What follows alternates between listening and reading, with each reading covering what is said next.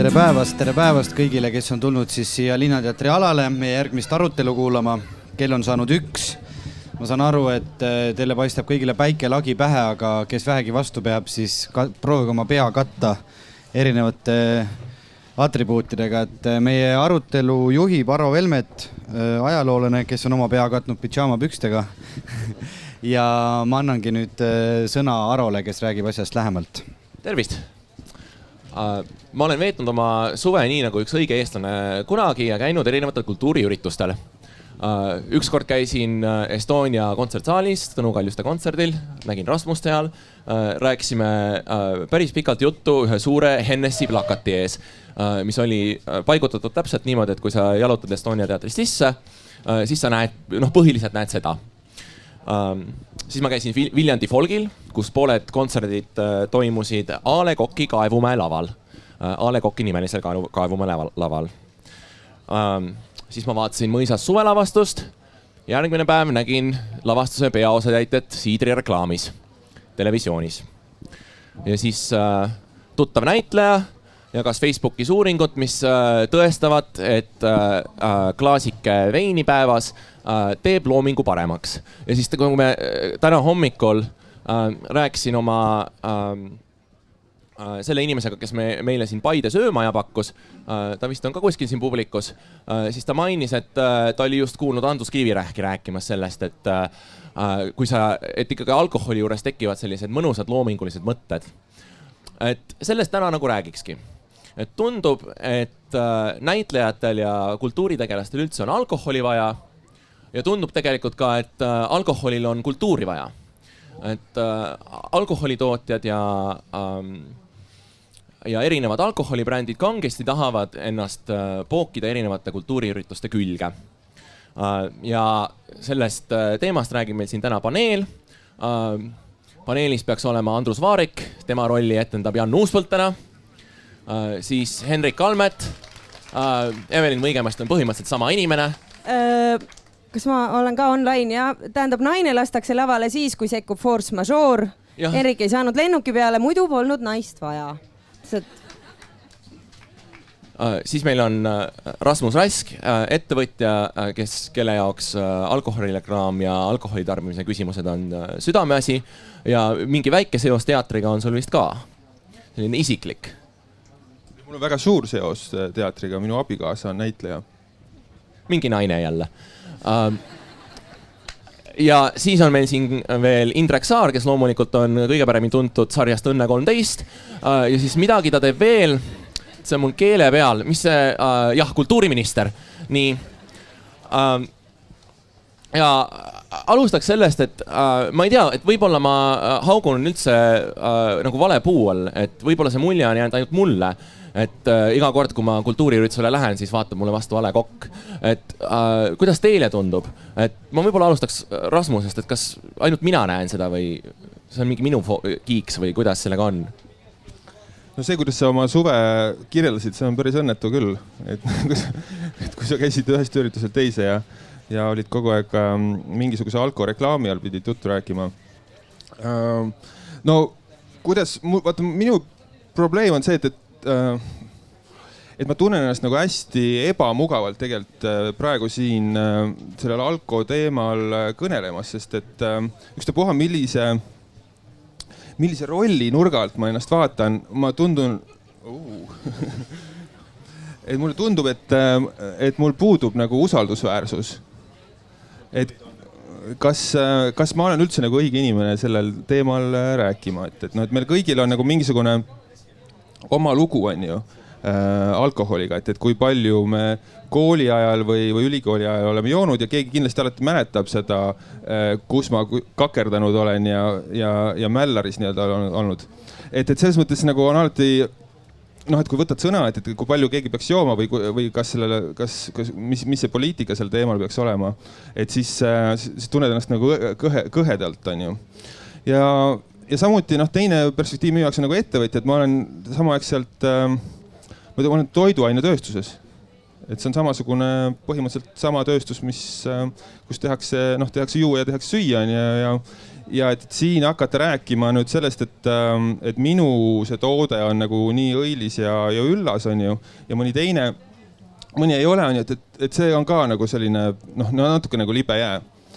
Aga sellegipoolest samas ma tunnen, et ma pean sellest üle olema, et ma pean olema võimeline oma enda nagu sellised isiklikud rollid kõrvale tõstma ja ka nagu objektiivselt sellele tänasele Eesti olukorrale, maastikule otsa vaatama ja selles osas ma pean sinuga nõustuma, et võib-olla tõesti ka viimased 2-3 aastat ma tunnetan seda, et see keskkond on nagu läbi imbunud alkoholi reklaamidest, võib-olla laiemalt alkoholist, et see on nagu kuidagi nagu väga keskne koht või keskne element meie elus. No vaata, enne kui ma ülejäänud külalisteni jõuaks, ma tahakski võib-olla saada siis seda üldist pilti, et me nüüd pööraks korraks oma pilgu publiku suunas, et milline teie pilt on? Et kui te käite kultuuriüritustel või näete näiteid, kuidas see pilt alkoholiga seostub, kas see seostub positiivselt, kas teil on mingeid positiivseid näiteid või teil on seal midagi, mis häirib teid, midagi selles pildis, mis peaks olema teistsugune. Et andke käega märku, kui teil on mingi kogemus, mida te tahaksite jagada, mis siis võib-olla ei vasta minu kogemusele või vastupidi kinnitab seda. Kui võib-olla selgub, et teist mitte kedagi see ei häiri ja siis on korras, siis meil oleme siin 5 minutit istunud ja mis me ikka, lähme laiali. Kui see probleem ei ole, käed. Nad ilmselt eeldavad, et käsi tuleb tõsta, siis peab kohe mikrofoni rääkima. Nii on, jah. Okay. Vabandust, see ei ole ilmselt probleem, sellepärast, et alkoholireklaamis kunagi ei kajastata neid probleeme, mis endaga kaasa toob. Kajastatakse neid ilusaid pilte. Tõsi. Mis on tavaliselt käib alati enne esimest sõõmu, on need ilusad ajad. Sealpool oli kuskil üks käsi. Nii, kus? Nii. Kus no vot, inimene on põgenenud kuskile lava taha. Ma arvan, et tervitas kedagi. No olgu, kujutame ette, et üritame siis selgitada, et kas meil on siis probleem nende laval olijatega. Kas naine võib sekkuda? Võib, sekku. Aitäh, tänan. See, mis sa räägid nagu, et meil on Hennessy uusaastakontsert, Saku Suurhall, A. Le Coq Arena, nagu kõik niivõrd tavalised asjad, mille me tegelikult ju nagu ei mõtle, need lihtsalt on. Isegi uusaastakontserdi puhul on väga väärikas repertuaar, Erso mängib, kõik on hästi. Aga kui meil oleks nüüd Marlboro Suurhall, siis oleks nagu midagi teisiti. Või kui meil oleks SMS Raha uusaastakontsert. Et ongi nagu... No, mis sisuliselt on ka just hiljuti ju tegelikult olnud, on ju. Oli jah? Ja, no, sisuliselt võib öelda, et see, kuidas SMS-reklaamid olid siiamaani reguleeritud, tähendas seda, et sa võisid kõike seda teha. Ja ega tubakaga ka, kes natukenegi vanemad oli, et nad mäletavad, et tubakas oli täpselt samasugune väga paljude ürituste suur sponsor ja alati kohal lihtsalt tubaka puhul on astutud nagu kiiremini see samm edasi sallimatuse suunas ja öeldud, et see on üks pahe, mida tuleb rohkem reguleerida. No seda ma just mõtlengi, et alkohol ongi hetkel selles seisus, kus me saaks seda reguleerida ja võib-olla 10 aasta pärast või 20 aasta pärast oleks see väga veider, et meil on Hennessy uusaastakontsert. Mulle tundub, et see probleem läheb natukene sügavamale kui lihtsalt need alkoholireklaamid ja see selline brändimine. Et räägin õigemini, sõbranna rääkis mulle loo sellest, kuidas ta käis lavakas ja neil oli teatriajaloo kursus ja ta võrdles seda sõjaajalooga. Et ainult selle vahega, et kui sõjaajaloos räägitakse sellest, kuidas erinevad inimesed said kuulide ja pommide läbi surma, siis teatriajaloos räägitakse sellest, kuidas erinevad inimesed võttis viinakurat ära. Et ma tahaks nüüd, teie teate seda maailma palju lähemalt kui mina, et kas ta ajas nagu pada või see ongi niimoodi ja kas see ikka on niimoodi? Kas see teatrimaailm ongi siis selline, kust minnakse ainult nagu läbi pudeli või? Ja kuna ma olen vist kõige vanem, paraku. Andrus ei tulnud, siis mina pean tõstma keskmist vanust, et mina mäletan ka jah, Lavaka teatriaja loengutest, aga minu jaoks oli see fookus oli veidi teistsugune, et see fookus tol ajal, mis mulle tundus ka natuke imelik noorele inimesele, oli see, et vaat oli suur näitleja, töötas ennast surnuks. Ja mind jäi pigem see kummitama, aga sinna juurde käis tihtipeale jah, tõepoolest, kui nüüd tagantjärgi mõelda, sedapidi käis ka see, et tal olid niimoodi läbi lillede anti mõista, et tal olid ühed või teised alkoholiprobleemid. Aga kui vaadata, mis ajas on juhtunud, siis muidugi paljud nendest lugudest jäävad ikkagi meist mitukümmend aastat tahapoole. See oligi ju teatri ajalugu. Kui me vaatame, mis on juhtunud teatris viimase paarikümne aastaga, siis tõepoolest, kui mina olin noor lavakatudeng 90ndate esimeses pooles, siis ja kui ma läksin teatrisse tööle 96. aasta alguses, siis see pilt, mis oli juba 2000 keskpaigaks, tegelikult on tundmatuseni muutunud. Ehk siis nõukogudeaegsetest traditsioonidest kaasa tulnud mure, et etendus võis tihti ära jääda, sest näitleja oli haigestunud, on tänaseks päevaks ikkagi, see on force majeure. Et nii nagu Evelin on haigestunud, siis ta ongi tegelikult haigestunud. siis see on midagi väga-väga harukordset. Aga see ei kajasta tegelikult mitte ainult ju, see ei ole mitte ainult kunsti ja kultuuri küsimus. Et näiteks kui ma küsisin selle teema kohta kolleegide käest, siis sarnaseid näiteid tuli ka kindlasti ajakirjandusest, et kus pärast tööpäeva tuli minna kindlasti vanemate kolleegidega tähistama edukat uudislugu või edukat uudissaadet. Samasuguseid näiteid on igast valdkonnast. Et tol ajal aega oli natukene rohkem, võimalusi oli oluliselt vähem ja järgmine päev ei pidanud ennast jälle elu eest tõestama ka nii nagu tänasel päeval. Et selles mõttes, mõnes mõttes pidev olelusvõitlus ja stress, mis tänases ühiskonnas valitseb, paneb ka asjad selles mõttes paika, et kui sa tahad oma asjadega hakkama saada, kui sa tahad jõuda teistega võidu joosta, siis sa ei saa endale liiga tihti lubeda seda, et sa alkoholi kuritarvitad. Nii et Indreku jutust jääb kõlama nagu see, et meil oli see kole nõukogude aeg ja siis inimesed tõepoolest jõid hästi palju ja nüüd on turumajandus ja olelusvõitlus ja üldiselt nõutakse ka palju rohkem, et sa ei saa enam nii kiiresti ennast täiesti käest ära lasta. Et Jan, kuidas see lugu sulle kõlab? Või mis sinu kogemus on? See kõlab kahtepidi, ühtepidi nagu loogiliselt ja teistpidi on siin nagu käär sees, et meil on need üle vabariigi need kogused, mis juuakse ära, on nagu suured ja langustrendi eriti ei näita. Aga see pilt, mida Indrek kirjeldas, on küll niimoodi. Mina mäletan ju ka, ma läksin 98 teatrisse, siis võis igal pool suitsetada, ma esin suitsuga teatrisse valvelauas, andsin allkirja, et ma olen ilmunud, igal pool oli suits suus ja teises käes oli ka õllepudel ja kotis oli konjak ja garderoobi kapis oli viin ja lava kõrval oli kohv, mille sees oli konjak. Ja siis etendus lõppes, siis oli hästi palju konjakit kuni hommikuni välja. Aga see oli ja mind hoiti. Mina tegin etendusi täis peaga vähemalt 10 aastat. Aga mind hoiti, aga see oligi, eks siin oli 2 põhjust. Võib-olla nendel oli tõesti mind vaja vaatamata sellele konditsioonile. Aga teine oli ka see nõukogude ajast tulnud inerts, et siis oli rohkem, vaata inimesed ei olnud ise otsustajad, vaid institutsionaalselt käis see asi, et institutsioon otsustas sinu eest, mis me sinuga teeme, veeti nii-öelda edasi kõiki inimesi, ükskõik, olenemata nii-öelda inimese kvaliteedist, eks ole. Neid veeti, keegi kaotanud lihtsalt töökohti, see oli väga harv juhus, kui joomise pärast kaotati töökohta. Siis tõepoolest, tänapäeval on see pilt teatres hoopis teistsugune, ei ole niisugust joomist enam.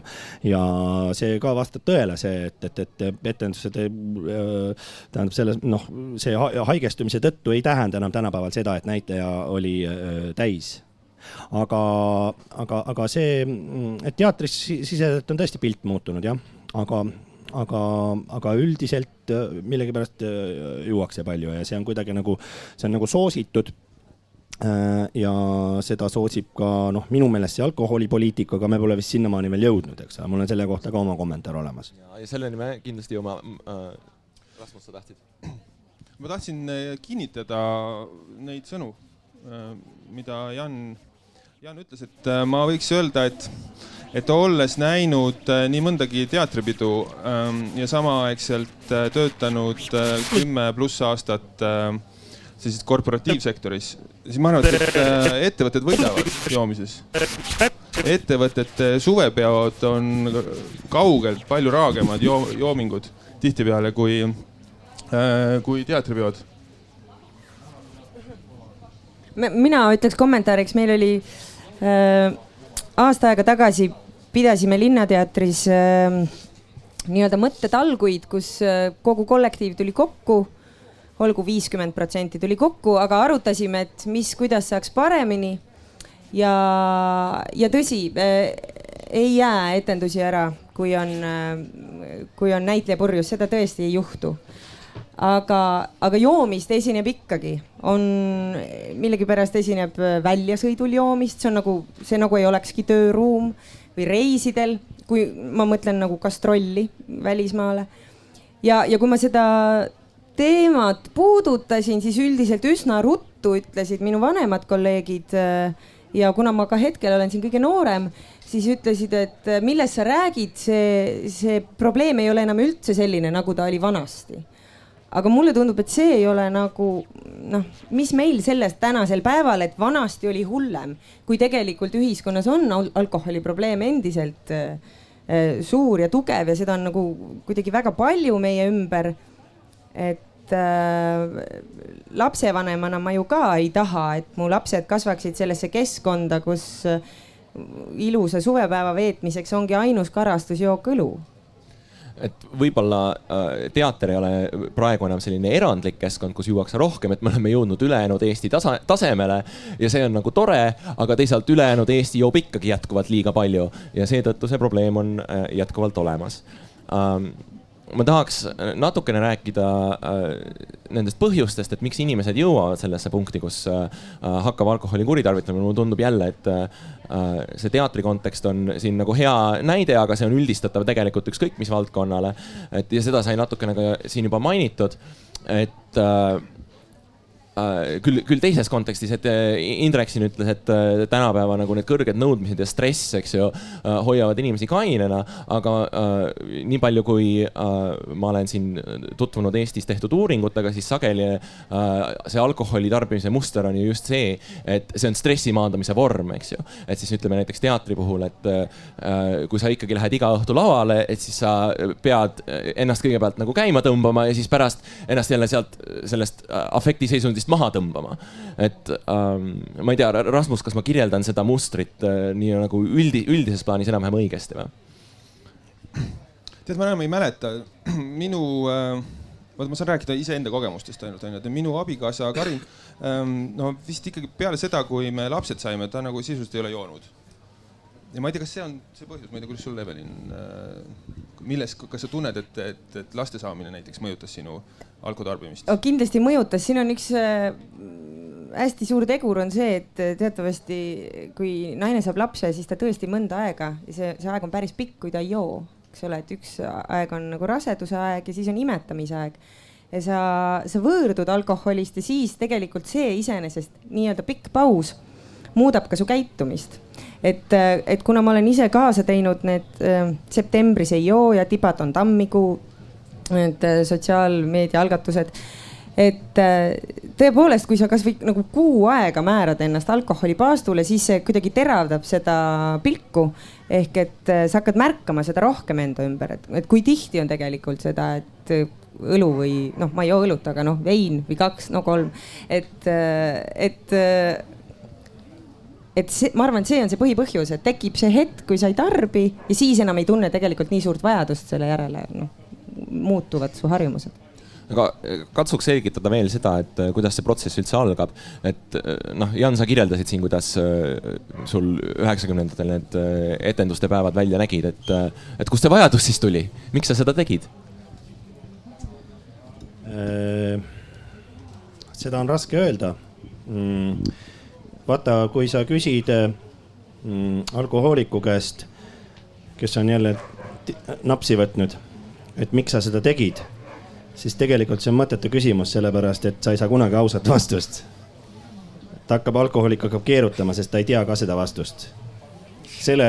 Me räägime praegu äärmiselt salakavalast asjast. Seda on siis alkohol. Ja me ei tea kunagi, miks me seda teeme. Kui me hakkame mõtlema mingit lugu välja ja seekord juhtus mul see ja mis ma tunnen vähem hirmu, et lavale minna ja see on kõik, see on jama.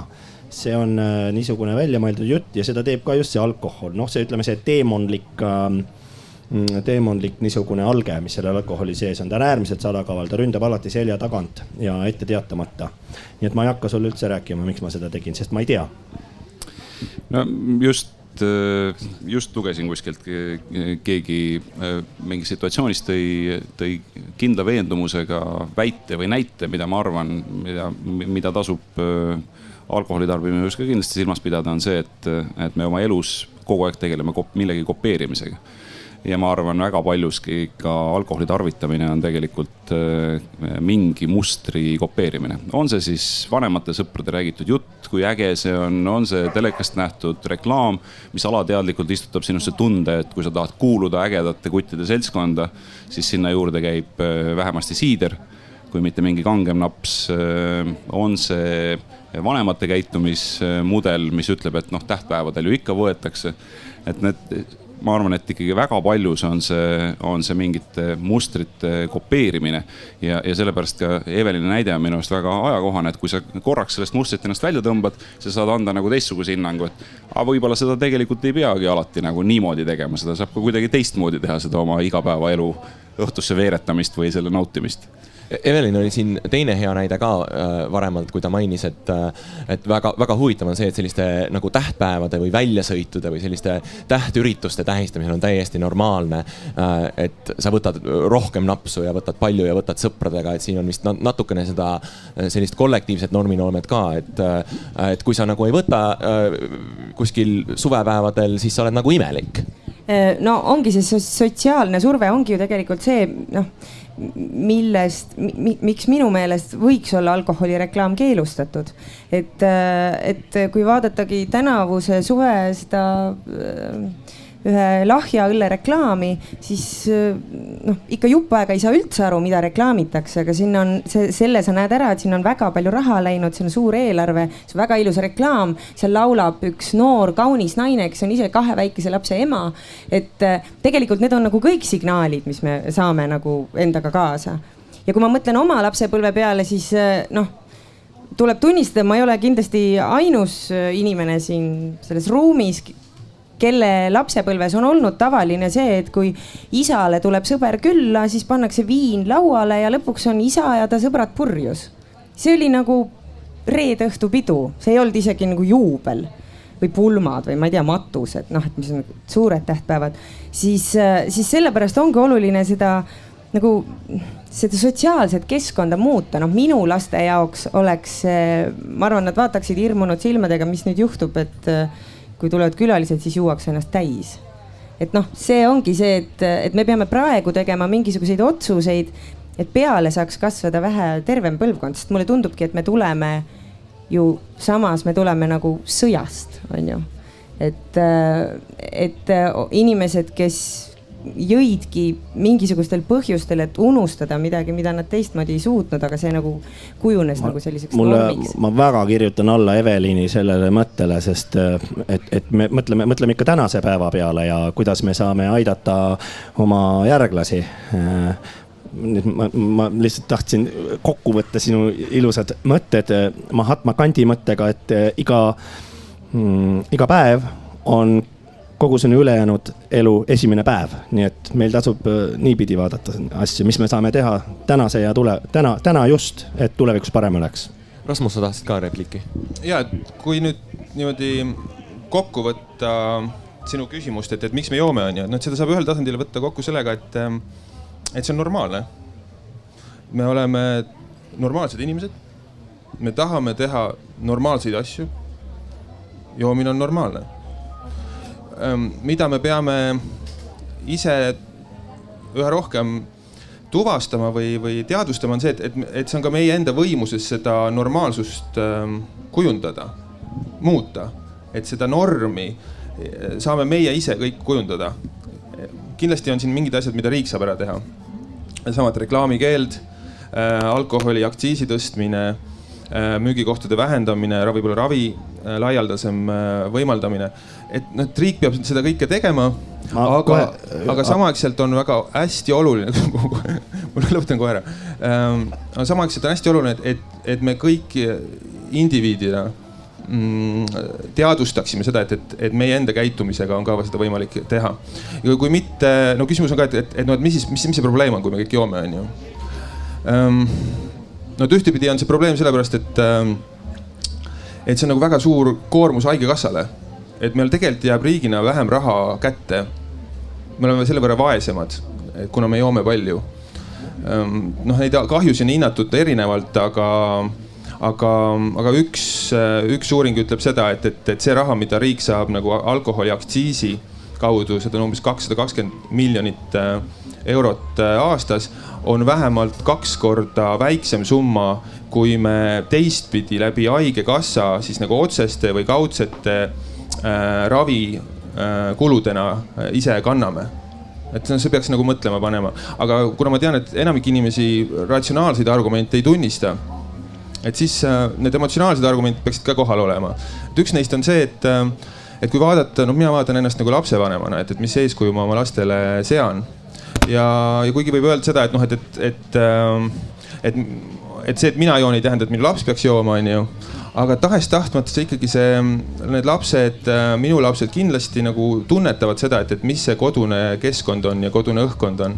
Ja võib-olla ilmekamalt praegu, mida ma saan öelda, on see, et Hugo, minu 8-aastane poeg, ütleb, et issi on joomise mahale jätnud, aga nüüd ta sööb kogu meie magusa ära. Kuigi ma ikkagi ütlen, et see on nagu parem olukord, kui see eelmine olukord. Mitte, et ma suur alkohoolik oleks olnud. Suhkur muutub su sisikonnas alkoholiks. Ma tahaks natukene rääkida sellest normi kujundamisest veel ja sellest, kuidas seda saab muuta. Et kultuurivaldkonnas on neid norme, mis annavad seda signaali, et joomine on okei ja mõnikord isegi, et joomine on vajalik päris palju. Ja ma tahaks tagasi tulla selle minu majapidajanna ja Andrus Kivirähki ja paljude teiste inimeste nendingu juurde. Et ega kunstnikud peavadki ju jooma, sellepärast et joomine, see paneb mõtted liikuma, see teeb sind loovaks. See aitab, eks ju, nendest uusi ideid välja mõelda. Et kas see on siis nii? Kas läheb paremaks või? Ma kohe võin öelda, et minu arvates ei ole. Küsimus on selles, et minu andmetel ma olen ise proovinud seda päris palju. Ja oma tähelepanekute põhjal võin öelda, et alkohol võimendab ainult emotsioone. Sellele mingit pistmist, mingi vaimsusega. Aga ometigi teatrisse me ostame ju pileti seetõttu, et saada mingit vaimset niisugust süsti või natuke ergastatakse meid seal vaimselt. Raamatu ostame selle jaoks, kontserdile lähme selle jaoks.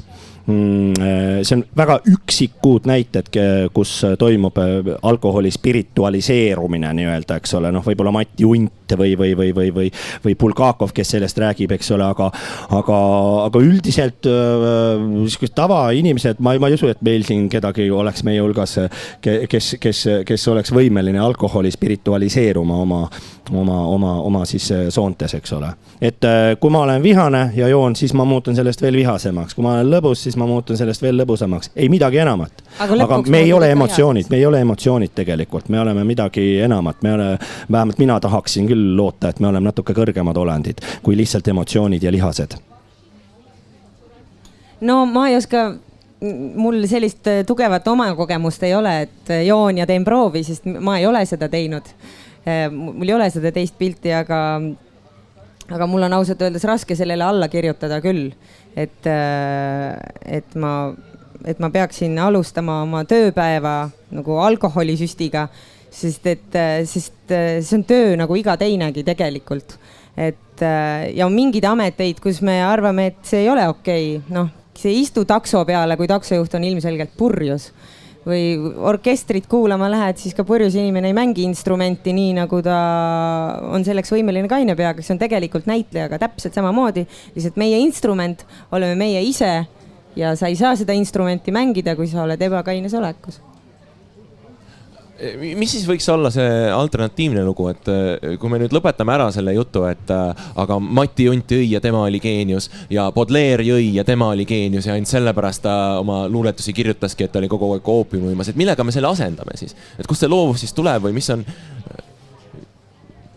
selle loo asemele tuleb? No ega me ei saa mitte midagi millegagi asendada. Mina olen näiteks seisukohal, et iga inimene, täiskasvanud inimene, tal peab olema õigus oma teadvust nihutada, ükskõik millega.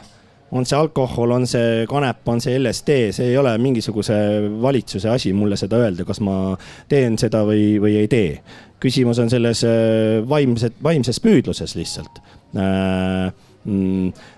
Asendada me saame praegust olukorda minu meelest sellega, et praegugi me räägime siin sellest ainult alkoholist siin praegu, eks ole, me räägime alkoholist ja me räägimegi sellest ja me jäämegi jahuma sellest. Meil on, tähendab, see on alkohoolne mõtlemine, et me püüame mitte juua, aga siis vähemalt räägime sellest, eks. Nagu Kurt Vonnegut ütles, tähendab siis, kui Nixon hakkas narkootikumide vastu võitlema, siis ta parafraseeris ühte filosoofi Al Capone'i aegadest, kui keelati ära joomine, üldse igasugune alkoholimüük USA's, siis ta ütles, et valitsus peab sõda alkoholiga, no vähemalt mingigi alkohol.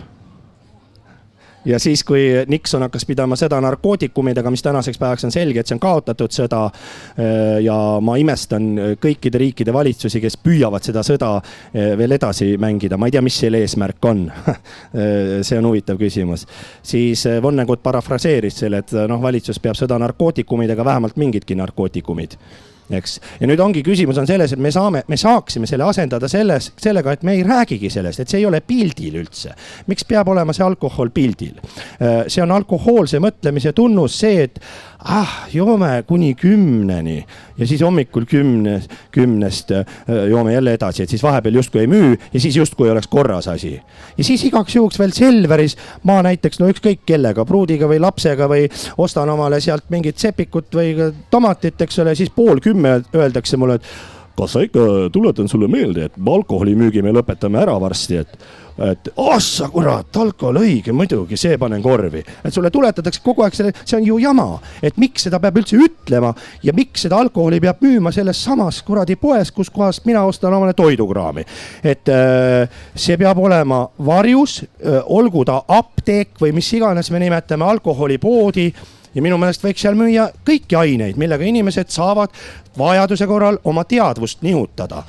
Ja jutul lõpp ja see on pime pood ja ta ei ole, ongi ja sellega on alkohoolikult võetud ära need ahvatlused, sest see on, mina tean omast käest, see on väga lihtne on libastuda. Sul piisab ainult, keegi nimetab kuskil midagi ja juba sa kallad omale sisse seda, eks ole. Aga kui ta on eraldi ja see nõuab eraldi ettevõtmist sinna poodi minna, see peab olema eraldi pood ja müügu seal kõike, LSD, kanep, alkohol ja kõik. Miks see peab olema valitsuse asi minu eest otsustada, millega mina oma meelt lahutan? Ei ole, see minu eest ei ole valitsuse asi. Ja oleks jutul lõpp ja me ei räägi sellest. Ja ei ole vaja seda reklaamida, ei ole vaja ühelgi kultuuriasutusel omale sponsoriteks alkoholifirmasid ega midagi ja pole ühtegi reklaami vaja ega midagi, ongi jutul lõpp, sellepärast et nad on väga teemonikud ained, nagu ma ütlen. Me oleme nõrgad olevused, me ei saa nende vastu niimoodi võidelda, niimoodi natukene 10-10. Rasmus niheleb siin juba mõnda aega vastu repliigiga.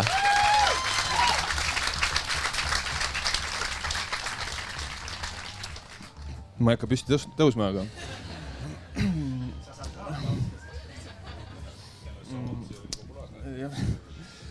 jah ja ei. Mulle tundub, et see, mis Jan räägib sellest, et kas alkohol peaks olema kättesaadav, et nagu ma kirjutan 2 käega alla, et võiks olla suhteliselt sarnane režiim nagu tubaka puhul. Ma ei tea, kas apteek on võib-olla tsipa ekstreemne, aga võib-olla tõesti, võib-olla me võiksime selle idee ka panna üles, et alkohol oleks kättesaadav ainult apteegist, retsepti alusel. Ja me võiksime nende nimeks panna, kuna see on suuresti see idee ju toetub Rootsi spritpolaagete süsteemile ja meil on selline Rootsi pankade traditsioon, siis Rootsi apteek võiks selle poe nimi olla siis. Jah. Margus Uudam oli välja uurinud, et alkoholi klassifitseeritakse Euroopas 2. kategooria mürgina. Ja see annab ilusti alust seda apteegitooteks ja retseptitooteks klassifitseerida. Pealegi ta on teatud tingimustel raviomadustega alkohol. Absoluutselt, jah.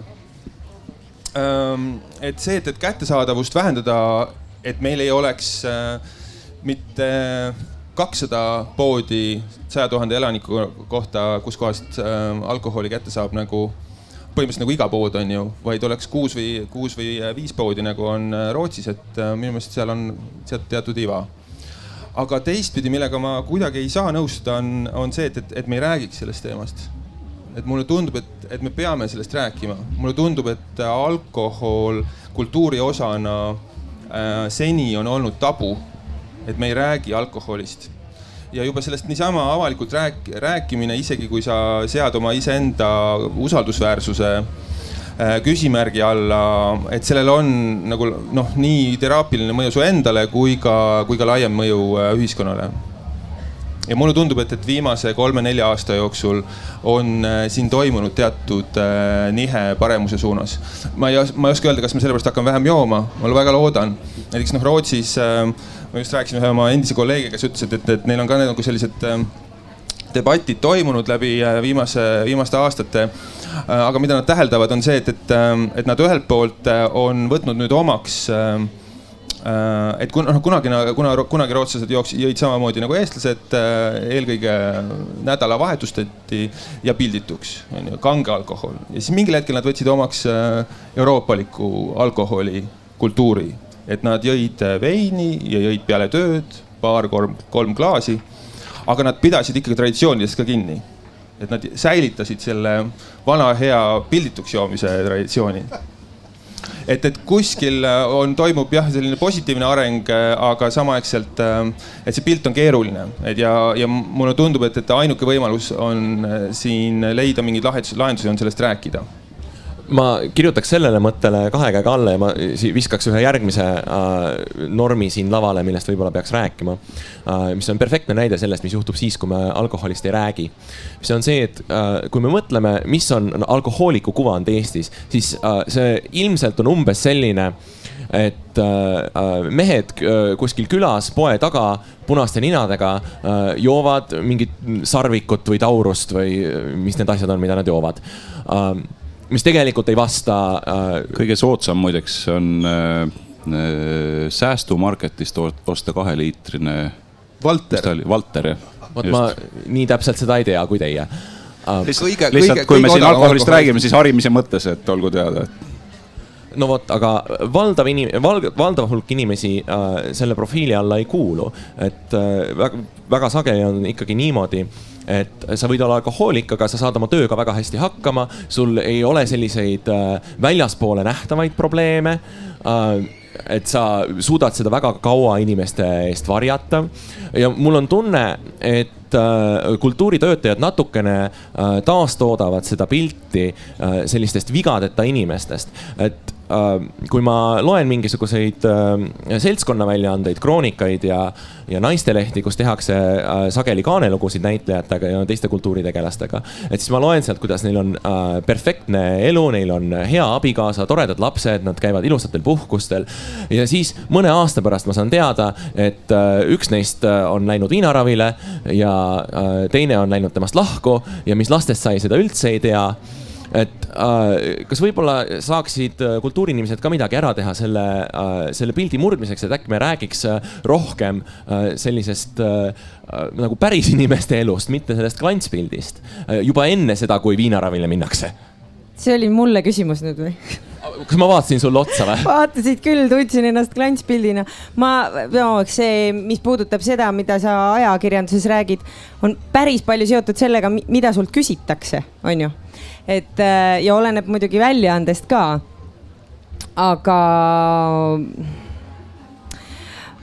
ma ei oska ausalt öeldes nüüd seda väga kommenteerida, aga samas ma pean väga imetlusväärseks seda tegu, et kui näitleja on sellises positsioonis, et ta saab rääkida ja ta julgeb rääkida ka oma tumedamastest küllikedest. Näiteks sina, Jan, selles mõttes, et vabandust, aga kõik teavad, et sul on olnud viinaga probleeme või alkoholiga ja nüüd, et sa sellest räägid, võt see täpselt ongi see, mis saab ära teha, eriti kui inimene omast kogemusest räägib. Ja see on see, mis saab olla nagu siis positiivseks eeskujuks lõppkokkuvõttes, sest et jah. Ja see meedia loogikat me ilmselt nii naljalt muuta ei suuda, et liberaalses turumajanduses on meedia loogika see, et eelkõige ikkagi valdav osa meediast peab ennast müüma ja peab seda tegema kasumlikult, et väga väike osa meediast on tegelikult see, mis on siis riiklikult toetatud. Ja see meedia reageerib sellele, mis on ühiskondlikud trendid ja müüb seda, mis müüb. Ja see, kui näitleja, muusik, kunstnik enne oma näitusavamist või esietendust või kontserdisarja tahab sellele saada tähelepanu, siis ta paraku peab käituma enam-vähem nende reeglite järgi, mis talle ette pannakse. Näeks siis see on selline vastastikku üksteise ära kasutamine, et meedia müüb seda tuntud ja armastatud artisti ja artist müüb selle kogu ülejäänud sousti sees, selle softi sees, mida seal pajatatakse. Müüb siis oma loomingut tegelikkuses. Ja seal on vist raske tahta, et näitlejad ja lauljad, hakake nüüd andma intervjuusid ainult sellisel juhul, kui te saate teha ka statemendi, et alkohol on paha, et seda ilmselt kätte ei saa.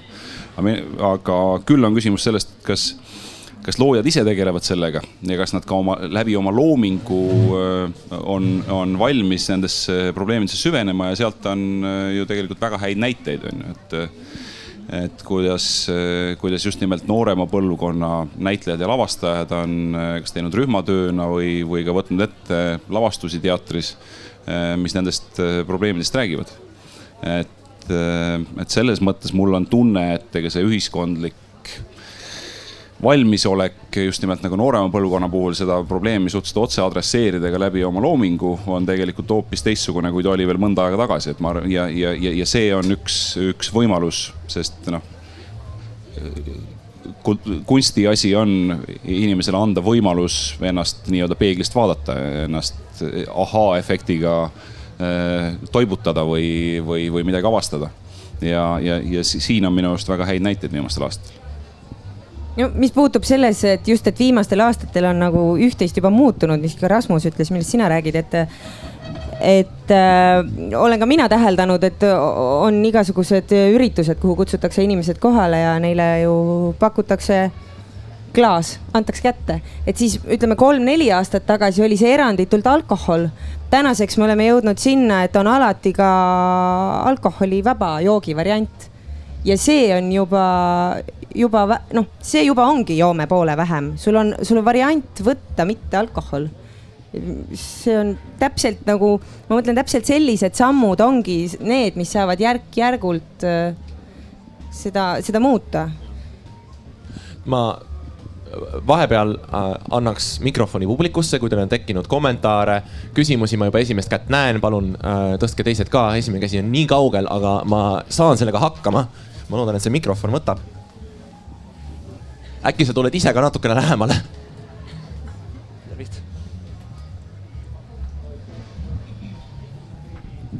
Tere, Karl on minu nimi. Minu küsimus on selline, et ma ise olen viimased siin aasta-poolteist nagu mitte alkoholi väga tarbinud, aga et probleemiks on tihtipeale nagu see, et kui välja minna, siis väga huvitav või väga tore on see, et on hästi palju tekkinud uusi õllemarke, igasugused microbrewerid, Tallinnas on erinevad siuksed baarid, mis nagu serveerivad erinevaid õllesi. Aga ütleme see nii-öelda limonaaditurg või siis ütleme mittealkohoolsete jookide turg, et ei ole väga palju valikut. Et sul ongi tegelikult kohvi või tee või siis Coca, Fanta, Sprite on ju. Et see on nagu, see võib-olla ei lähe nii palju teatrielu kokku, aga mulle tundub, et see on nagu üks probleem, mis noortel on, et neil ei ole väga palju valida, kui nad isegi tahavad mittealkohoolseid jooke juua. Aitäh! Siis saab tulla rahvuslike traditsioonide juurde. Mina võtsin sealt ennem kalli, aga mul on muidugi väike kahtlus, et siin on ka väike promill sees, sest see on kodukali. Aga mul on küll ka tunne, et see on üks see koht, kui me hakkame reguleerima Eesti joogiturgu, siis me jõuame riigini, mida me tegelikult ilmselt ei taha. Et kui Jan ütles, et riik ei peaks mul põhimõtteliselt ära keelama mingeid asju, vaid ta peaks vähendama võimalust seda kõike kätte saada ja mitte seda propageerima, siis tegelikult ega riiklikult kuidagi reguleerida seda, mida joogitootja toodab, on ilmselt ikka natukene teine riigikord ja natukene teine ka mõtlemine, mis üldiselt Eestis juurdunud on. Ja, aga ma olen sellega nõus iseenesest, et riik ei saa keelata alkoholi tarbimist, aga juba kui riik keelab alkoholi reklaami, siis ta ei ole nii palju silma all, et see on see, mida riik saab teha ja siis tõesti igaüks joogu, kui tahab, aga et see ei ole nagu nii nähtaval ja nii normaalne. Ma korraks repliigi korras juhiks tähelepanu, et näiteks Austraalias, eks ju, tubaka toodete puhul on keelatud brändide näitamine, eks ju, et sul peavad olema sellised mustvalged pakendid, kus ei ole tuvastatav suurelt, mis brändiga on tegemist. Nii et, ja meile ei tundu, et Austraalia on selline riigikord, mida me ei taha. Ma tahtsin juurde öelda, et mulle tundub, et tegelikult see valik ei ole nii väike. Et minu meelest neid limpse ja erinevaid mittealkohoolseid jooke on täitsa ju ka samamoodi peale tulnud hästi palju. Ja mingi statistika oli, ma ei tea, mis uudis see oli siin, et kuskil jaanipäeva ajal, jaanipäeva järgselt tehti mingid müügistatistikat, kus kohas Baltika 0 oli nagu suhteliselt kõrgel müügi edetabelis, jookide müügi edetabelis juba. Et ma arvan, et selle taha ei tohiks küll jääda see, et see kaubandusvõrgust ei leia endale nagu alternatiivi. No ja teine, mida ma kindlasti iseenda seisukohast pean ütlema, on see, et kui sa valid nagu limpsi, et ega see on kindlasti natuke parem valik, on ju. Aga ma arvan, et vesi oleks veel parem valik. No Jan ütles, et suhkur muutub kehas alkoholis. Ja. Muutub küll, jah. Aga näiteks selline asi on küll, et kui mina olen praeguseks hetkeks täiesti kaine olnud 2,5 aastat enne seda, mis siis ma proovisin natukene. Ja enne seda natukest olin ka 1,5 aastat kaine, aga siis tookord mul piisas siis 5 päevast, kui olid vilkurid väljas ja kirjutasin seletuskirja jälle. Et enam ei taha. Aga mis ma tahtsin rääkida on tegelikult see, et ongi väga raske on leida, kui sa oled just maha jätnud. Isegi 6 kuud ei ole üldse joonud, siis sa ei suuda leida, mida ma siis joon üldse. Et ei ole ju midagi. Tee ja kohv. Aga see maailm hakkab sind alles hiljem ennast avaldama sulle. Kui sa oled juba üle 6 kuu suutnud kaine olla, siis sa hakkad avastama, et missugune lai on teemaailm näiteks. Missugused värvid, millised lõhnad, aroomid, Hiina tee, India, viiruk, siid, kuld, hõbe, eks ole, raha on sul taskus, mida ennem ei olnud. Kõik tohutu elu hakkab pihta. Siis puuviljad, mis nendest teha annab. Mango, apelsin, pressid sellest mahla välja, see nõrgub. Siis segad selle gaseeritud veega ära, lisad natukene jääd jood. Meeletult hea.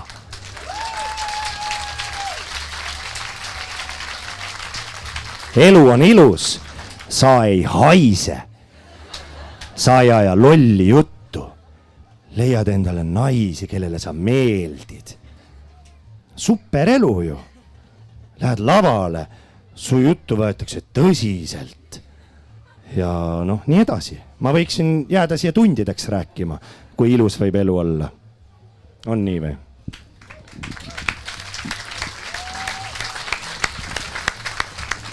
Ma olen sinuga väga nõus, aga kuna sa nii ahvatlevalt reklaamisid kõiki neid jooke, siis minul tekkis kohe mõte, et kuna siin üks teemadest, millest me pidime ka rääkima, oli kõik see, et kas see on ikkagi eetiline üldse kultuuri rahastada, näiteks alkoholiaktsiisist ja tubakaaktsiisist. Et siis kuna mina hetkel vastavalt seadusele olen Kultuurkapitali nõukogu esimees oma tänastes tööülesannetes, siis mul tekkis kohe mõte, et äkki saaks ka neid jooke maksustada kultuuri hüvanguks. Ei ole mõtet. Ma olin tükk aega seisukohal, et miks see nii silmakirjalik, et miks siis alkoholiaktsiisiga kultuuri toetada, eks ole, et miks siis nii-öelda kultuur loob oma asju alkohoolikute laipadel, eks ole. Aga tegelikult see on väga õige, et just nimelt alkoholiaktsiisist saadav raha suunatakse kultuuri, sellepärast, et kultuur, teatrietendused, kunst, see kõik püüab kuidagi inimeste vaimsust nii-öelda ärkvel hoida. Keel, eks ole, kirjandus. Alkohol võtab inimestel seda vaimsust ära, nagu me ennem jõudsime tõdemuseni. Ja inimene, kes joob alkoholi, ei ole ühiskonnale sellel hetkel kasulik tegelikult. Ta keerab enamjaolt sitta kokku või kui ta midagi kasulikku teeb, siis ta teeb seda lohakalt. Ja see ongi tema asi see kinni maksta. Ja just nimelt see on tema tegemata jätmine, tema ei ole panustanud ühiskonna vaimsusesse, siis ta peabki maksma nendele, kes üritavad vaimsust tõsta. Loogiline. Eks ole. Aga mul oleks kultuuriministrile küsimus, et millal siis me saame hakata kanepiaktsiisi eest etendusi tegema? See ei olnud küll tänase päeva teema, aga ma arvan, et see vaadates üldiselt tänaseid hoiakuid, siis ma ei prognoosi seda, et lähiaastatel Eestis on selline parlament, mis kanepi legaliseerib. Nii et sestap ma pean sind kurvastama sellega, et kanepiaktsiisist ilmselt niipea etendusi tegema hakata ei saa. Aga kuna me siin jõudsime nende ühiskondlike teemadeni, siis tuleme publikusse varsti tagasi, aga jätkame praegu selle teemal, et ma igaks juhuks lihtsalt tuletan meelde, et Kultuurkapital on 46% ulatuses rahastatud hasartmängumaksust, 3,5% ulatuses rahastatud alkoholiaktsiisist. Et ma saan aru, et Janile see mudel väga meeldib. Rasmus, kuidas sinuga on? Oota, ma teeksin ühe täpsustuse, et tegelikkuses see mitte 46% ulatuses ei ole Kultuurkapital rahastatud, vaid 46% hasartmängumaksust läheb Kultuurkapitali, 3,5% alkoholiaktsiisist ja 3,5% tubakaaktsiisist läheb Kultuurkapitali ja sellest koosnevad Kultuurkapitali tulud. Mida on siis suurusjärk 20 miljonit. Ja mulle ei meeldi see mudel. Ja ta ei meeldi mulle sellepärast, et vaata, kui me räägime alkoholist või üldse mingitest muudest uimastitest, siis see probleem selle juures on nagu sõltuvus tekitav toime. Ja mulle tundub, et sellisel mudelil, kus kohas on otse nii-öelda alkoaktsiisi juhe või voolik on otse kultuuriveeni torgatud, et seal on teatud samasugune sõltuvussuhe. Me võime selle taandada kuni selleni, et mida rohkem te joote, mida rohkem meie joome, mida rohkem me ostame alkoholi, seda paremini läheb Eesti kultuuril. Ja mulle tundub siin nagu mingi nagu väga valus grotesk ja väga valus paradoks sees olevat. Ma ei tea, kuidas teile tundub? No siis võiks vaadata riigieelarve tulusid üldse niimoodi, et mille jaoks siis on õilis ja õige kasutada alkoholiaktsiisist ja tubakaaktsiisist laekuvad vahendeid, samamoodi hasartmäng. Me ei ole täna hasartmängust väga palju rääkinud, aga näiteks mina oma isiklikust kogemusest ütlen, et et kui mina olin teatrijuht, siis ma oskasin joodikutega midagi pihta hakata ja suutsin neid aeg-ajalt aidata. Aga hasartmängusõltlastega oli palju keerulisem. Ja see lõhub perekondi veel salakavaleval moel, aga noh, kõik nad on pahed, mida maksustatakse ja neist tekib hulka raha.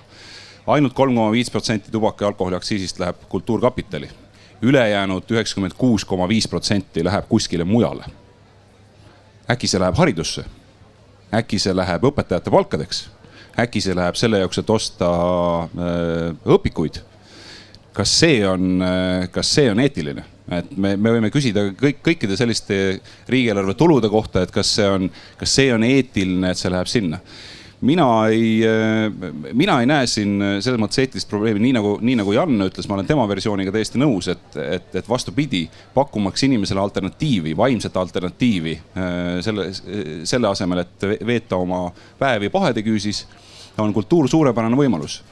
Ja tegelikkuses mitte küsimus ei ole selles, et kultuur saab sellisel juhul, kui inimesed rohkem jõuavad rohkem raha, vaid samal ajal me teame kogu aeg, et tubaka ja alkoholi aktsiisi tõstetakse.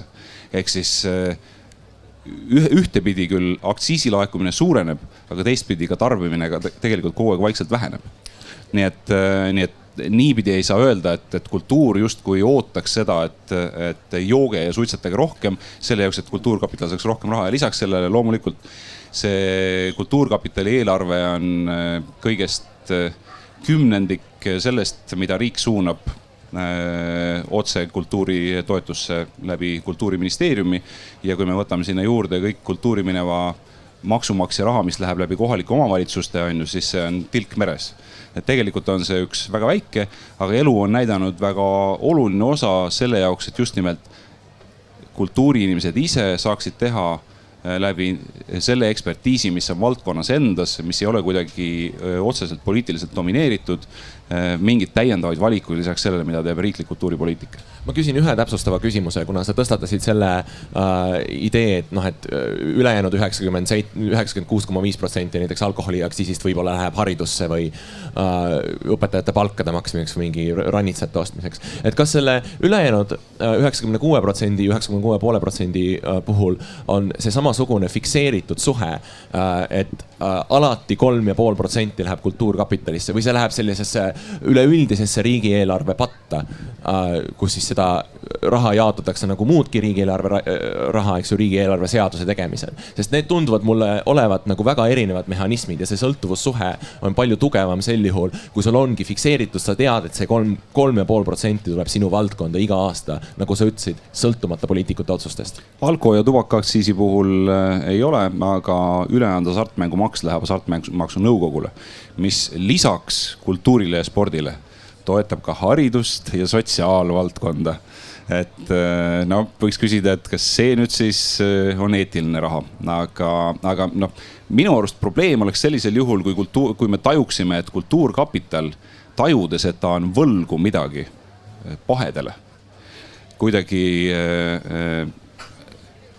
aitaks neid pahesid heaks kiita, kuidagi pehmendaks neid pahesid, kui tegelikult kultuuri valdkonna inimesed selle pärast teeksid alkoholi ja tubaka ja ma ei tea, kasiinoreklaame, et nad tunnevad, et nad on saanud kultuurkapitalist stipendiumi. Nad ei tee seda sellepärast, nad teevad sellepärast, et reklaami eest makstakse hästi.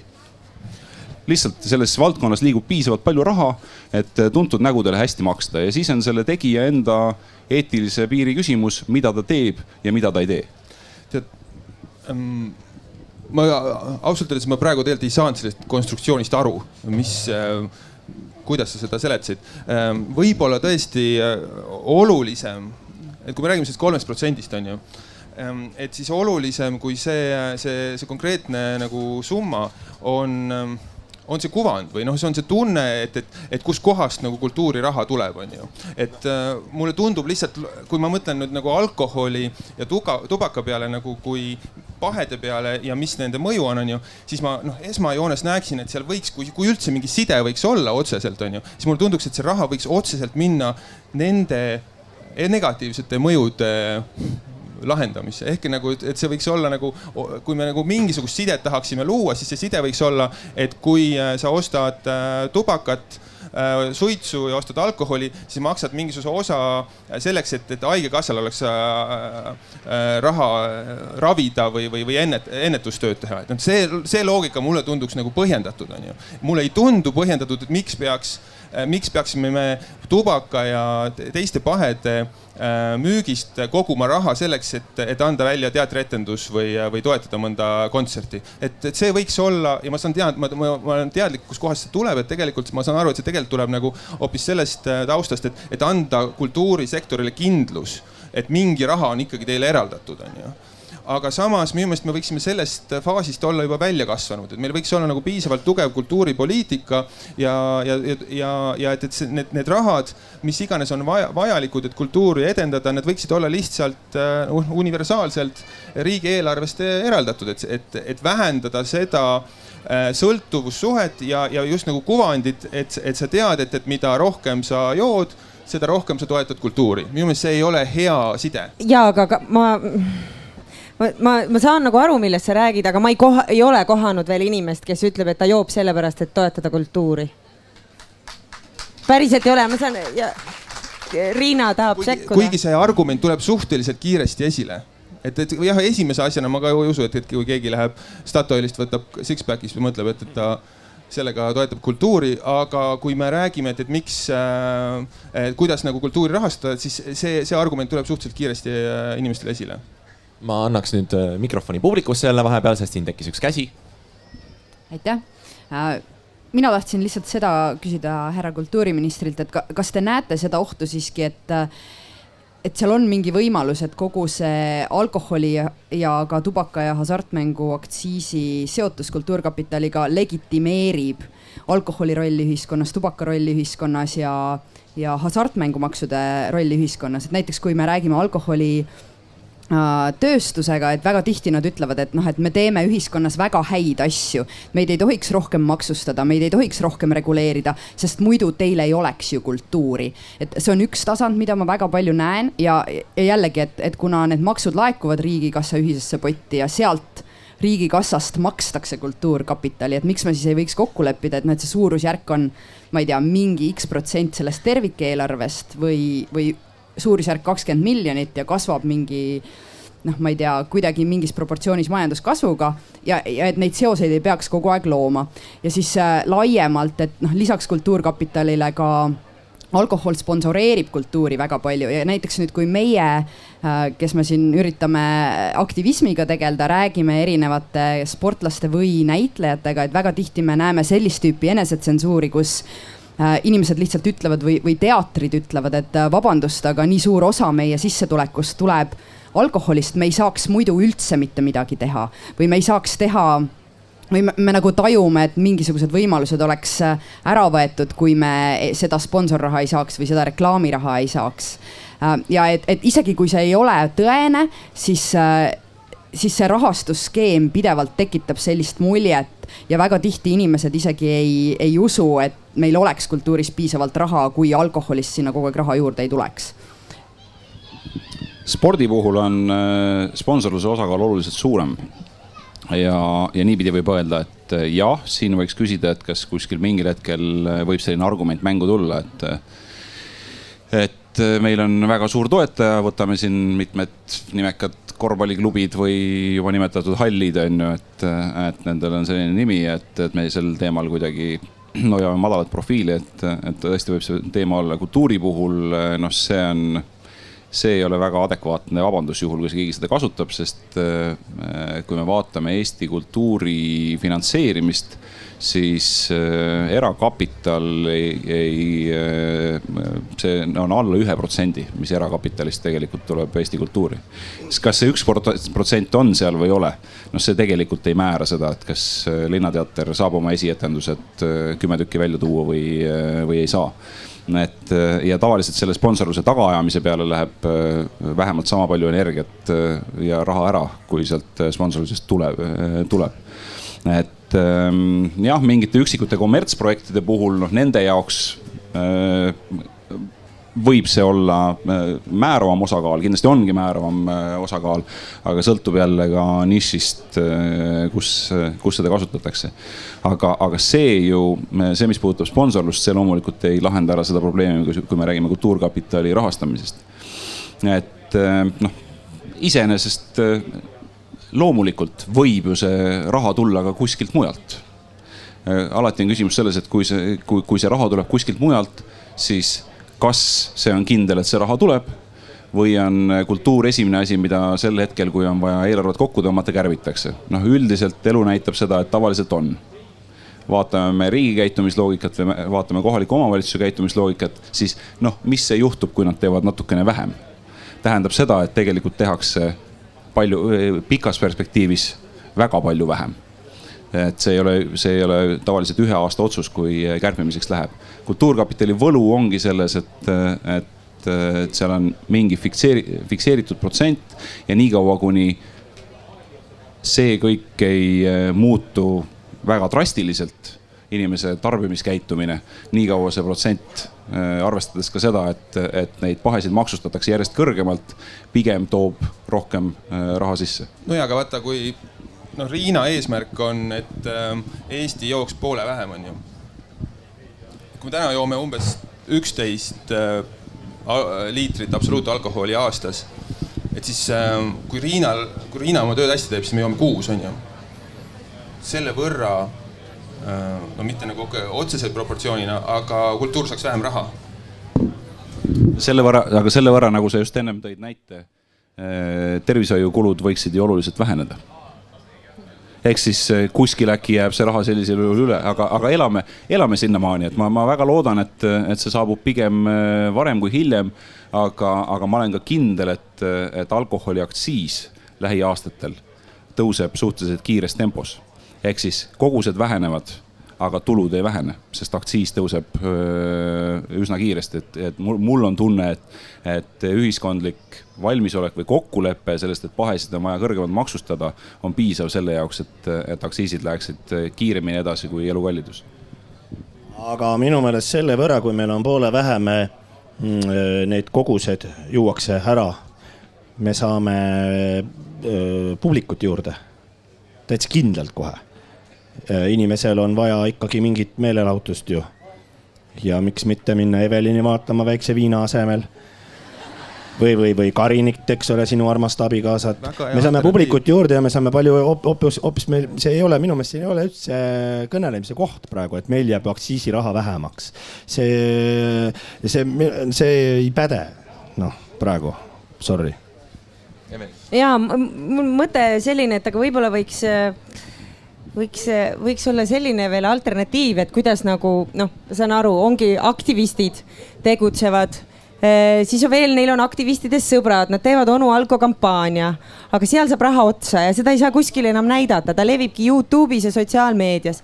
Aga kui oleks võimalus nendel aktivistidel oma teavitustööd kuidagi laiemalt levitada, ma ei tea, kas neil oleks teine reklaamitariif eetris või mis oleks veel parem, ideaalis võiks veel nagu alkoaktsiisi tuleb niikuinii tõsta, aga mis ma püüan rääkida on see, et võib-olla alkoholitootjad, kui nad väidavad, et nemad tegelikult ju toetavad kultuurset alkoholi tarbimist, siis võib-olla võiksid alkoholitootjad toetada ka alkoholi vastu võitlemist, mis olekski nagu kultuurne tarbimine, ehk et neil oleks kohustus maksta kinni aktivistide alkoholi vastu võitlemine.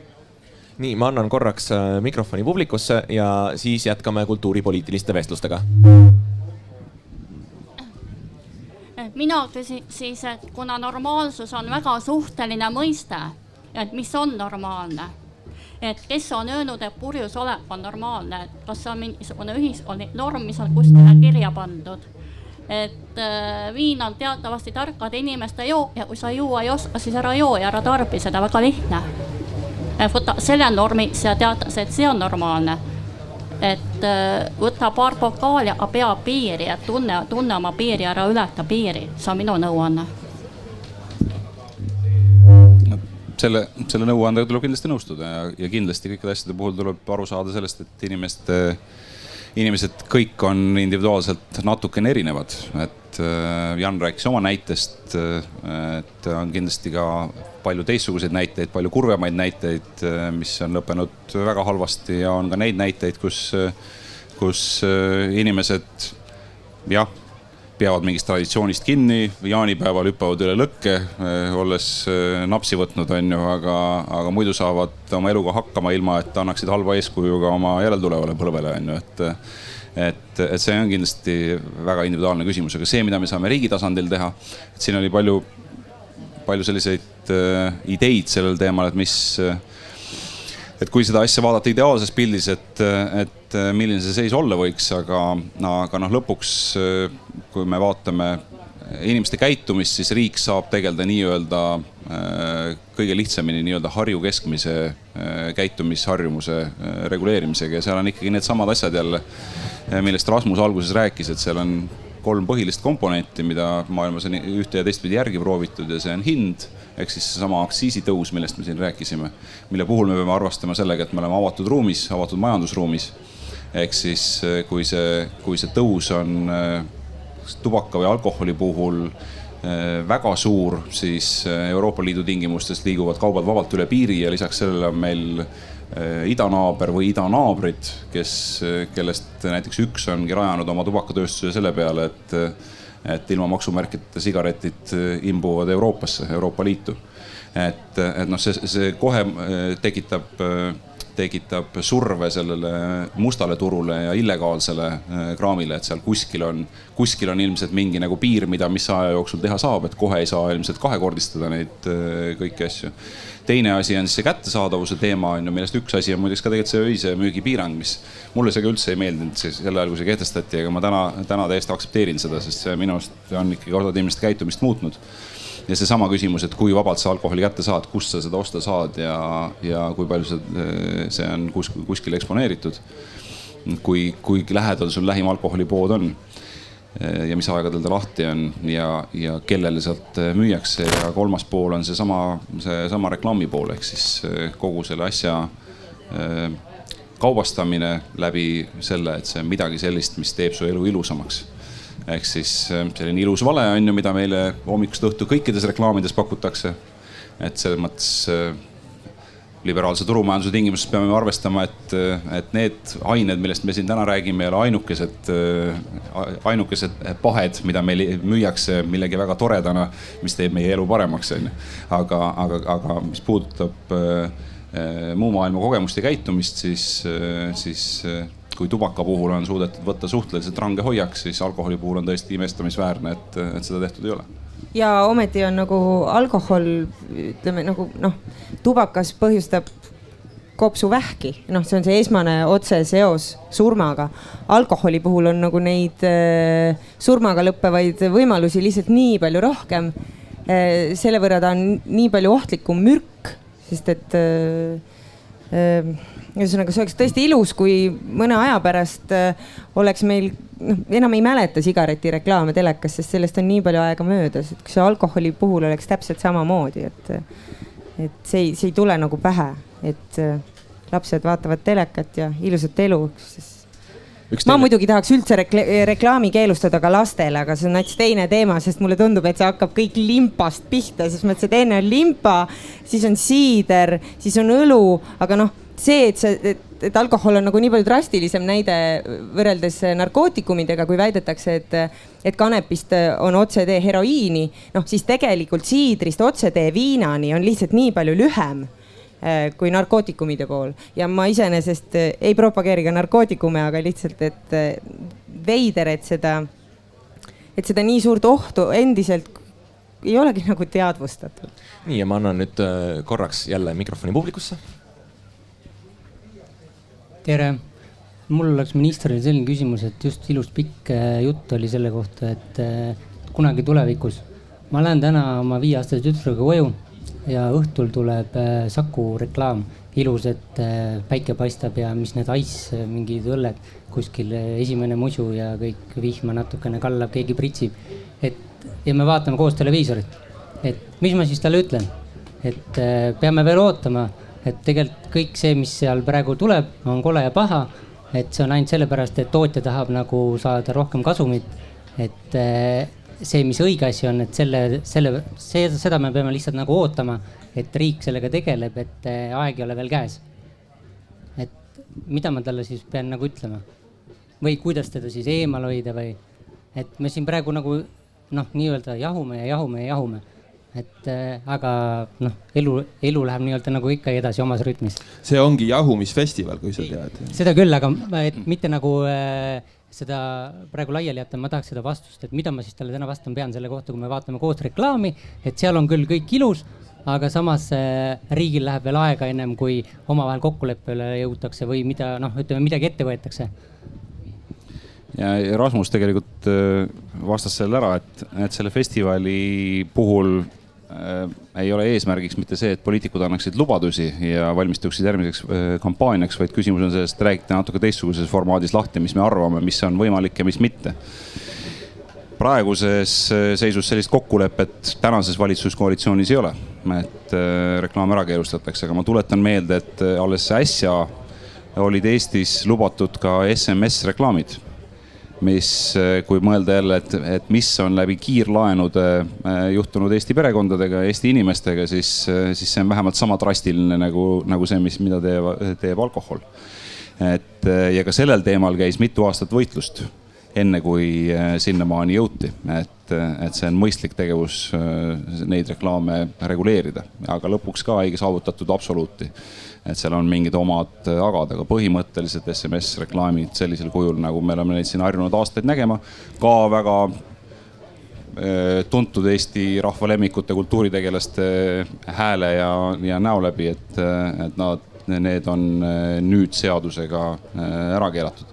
Mina oma isiklikust seisukohast ütlen, et mina usun seda, et on 3 asja, millega saab inimeste alkoholi suhtumist või alkoholi tarvitamiskäitumist muuta ja nendest 3 asjast ma just rääkisin, viidates Rasmusele, et ma printsiibis olen sellega nõus, aga ma ei saa anda valitsuse nimel siinkohal lubadusi.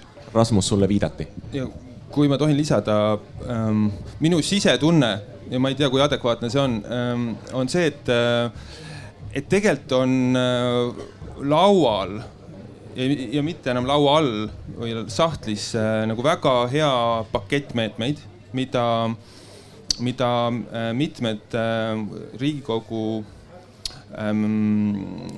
erakonnad on valmis mingil tingimusel, mingisuguses konstellatsioonis toetama.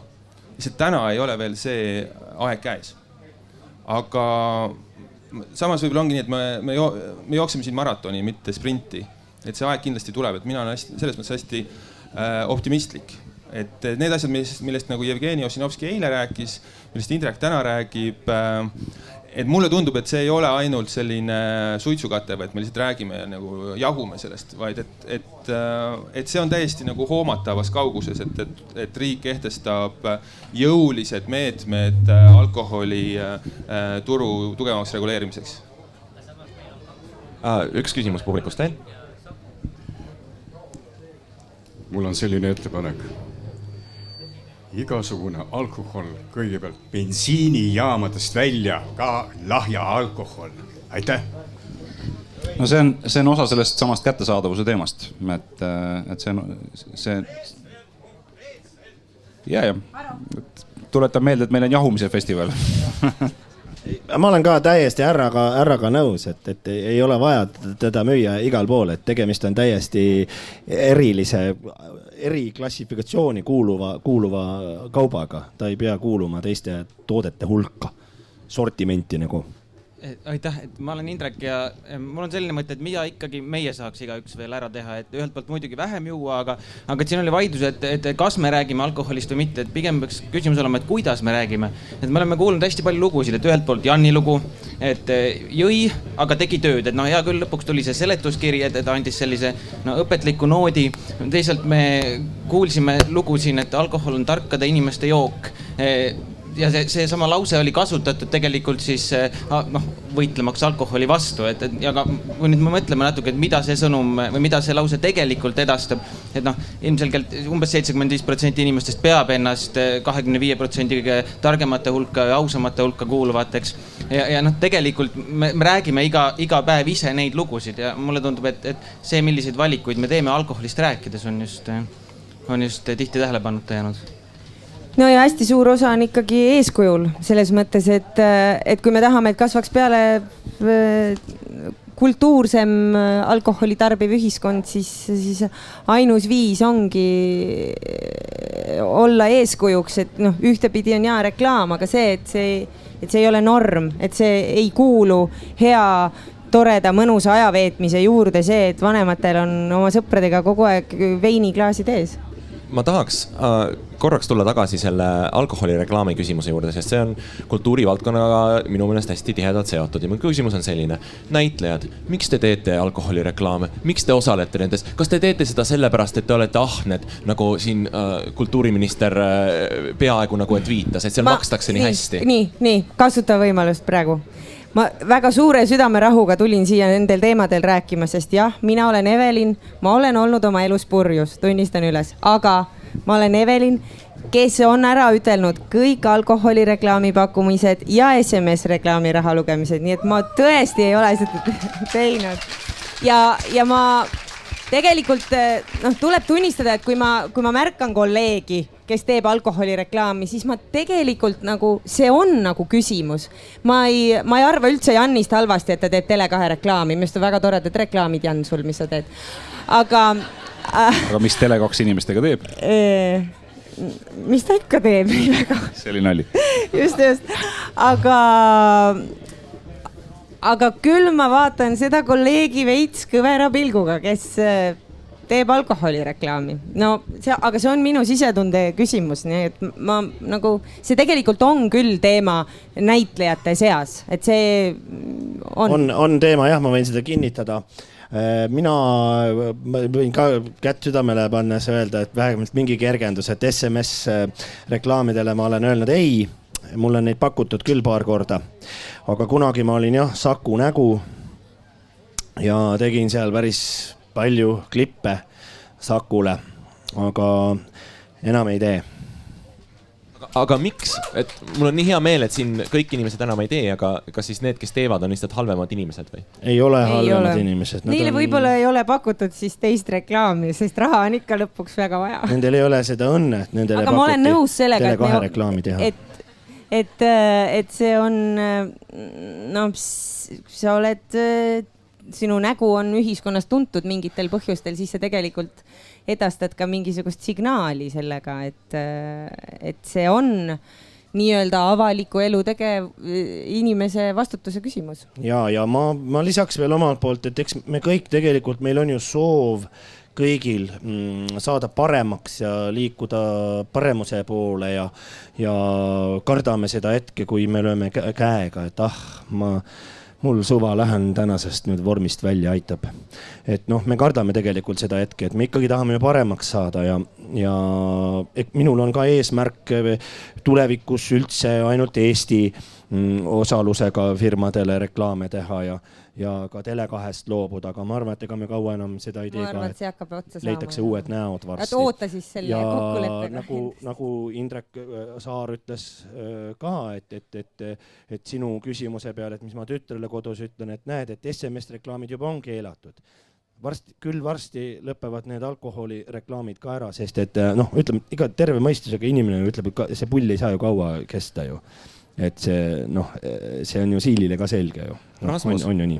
Ma ühe asja lihtsalt, ma tahaks nii, mulle tundub, et peab ilmselt hakkama otsi kokku tõmbama. Ma tahaks tsiteerida Riinat, sest see oli nii geniaalne tsitaat, see oli ühes naiste ajakirjast, ma lugesin seda tsitaati. Ehk et kui on see tavaline, ka meil ennem oli siin teema, et alkohol maandab ju tegelikult stressi ja pingeid, siis see on täpselt võrdväärdeline sellega, kuidas talvel püksi pissimine annab sooja. Hetkeks annab. Rasmus, me selle arutelu käigus, mul on tunne, et kaardistasime ka ühe võimaliku survegrupi, kes kes võiks ka seista selle eest, et alkoholireklaamid keelustatakse. See on siis loomeliidud, mis vabastaks Eesti väärikad loojad dilemmast, kas ma osalen alkoholireklaamis või mitte. Ja absoluutselt ja mina ei näe siin üldse seda vastuolu, et noh, et aga mida te seal survestate, eks ole, kui ise teete alkoholiaktsiisist saadava raha eest seda nii-öelda oma kunsti, eks ole, ma ei näe siin seda vastuolu nagu Rasmus näeb. Ma saan sellest aru küll, et tegelikult see dilemma või see surve on olemas, sest et kui ma vaatan ka alkotootjate eelarveid ja majandusaasta aruandeid, et siis nagu väga mõjukas osa sellest eelarvest on turundustegevuste alla kirjutatud. Ja ma arvan, et see on tõsi, et alkoreklaamidest makstakse kindlasti palju rohkem. Et see ei ole nagu lihtne otsus tegelikult ja selleks nagu täpselt, miks me seda siin täna ka räägime, et mida rohkem me oleme teadlikud nendest eetilistest dilemmadest sellele küsimusega seonduvalt, et siis seda rohkem meil on ka nagu argumente või ka näitlejatel on neid argumente ja põhjuseid ei öelda. Ja see oleks muidugi väga hea mõte, kui näitlejate liit või teatrite liit oma eetikakoodeksis selle küsimuse ära reguleeriks. No nii, aga meil on aeg hakata otsi kokku tõmbama. Nüüd on viimane võimalus publikul küsimusi esitada. Oi, kui palju käsi. Tervist, olen Karl.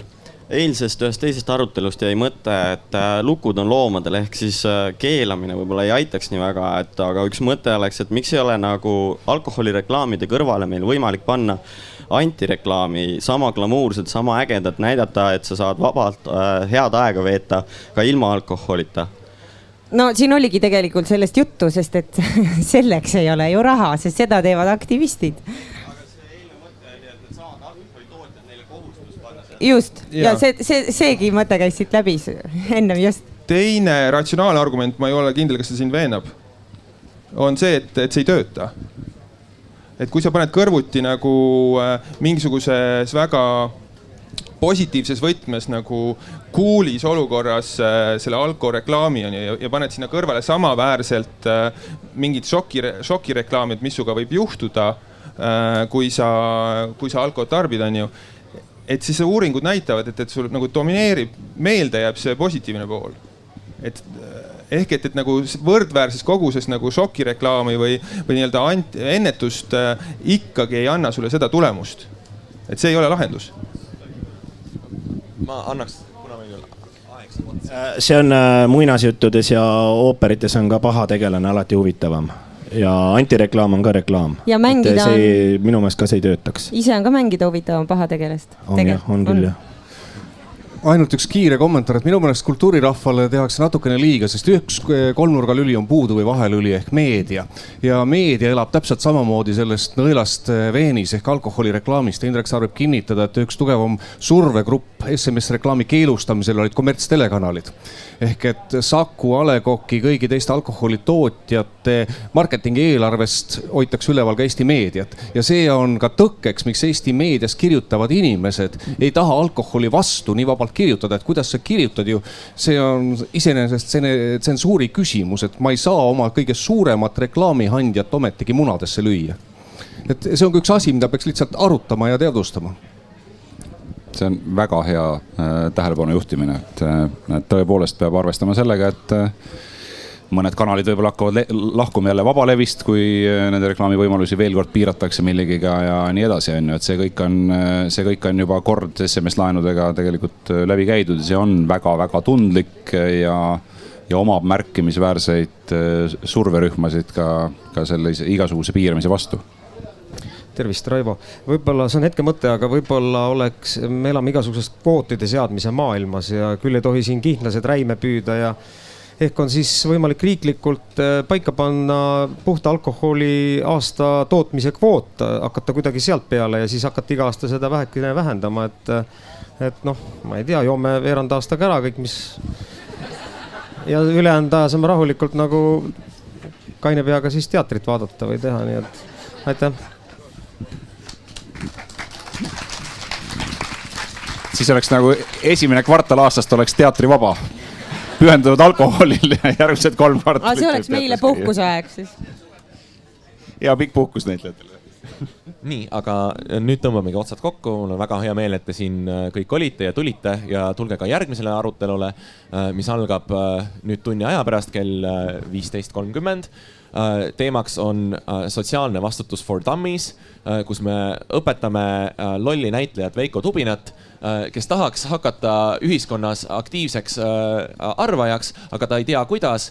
Ja siis me oleme toonud kokku Mihkel Raua, Reet Tausi, Krister Parise ja mina jätkuvalt modereerin ja siis me üritame õpetada teda, et kuidas siis saada sotsiaalselt vastutustundlikuks näitlejaks. Aga aitäh tänasele paneelile.